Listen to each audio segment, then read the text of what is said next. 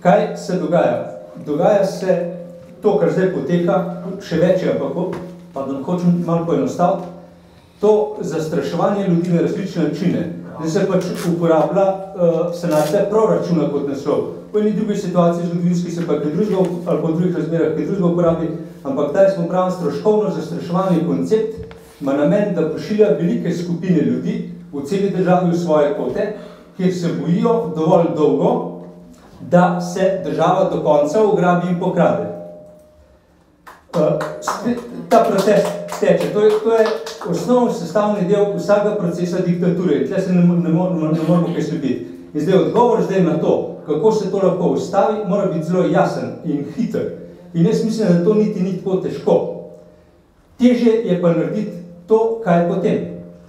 In ko se če sam dodam ta aspekt delovanja političnih strank, ker delamo pač v razmerah skupaj z Matjažem in ostalimi, ki pomagajo z vso vsebino gibanja in stranko, ki organiziramo, imamo izjemno velike težave, tudi na podoben način, kot so kolegi že uvodoma omenili, ker so ljudje apatični, ljudje se nočejo organizirati, še zlasti ne v politiko in delovanje politične stranke so sovražene.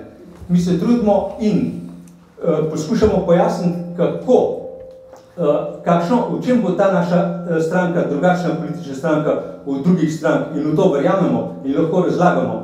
Danes ne bom tega razlagal, upam, da se dobimo kje druge, v kakšni drugi priložnosti. Moram pa povedati, da smo zelo intenzivno nekaj časa organizirali pogovore z vodstvi drugih političnih strank, razen tistih, ki so na čelu izvajanja diktature, in sindikatov.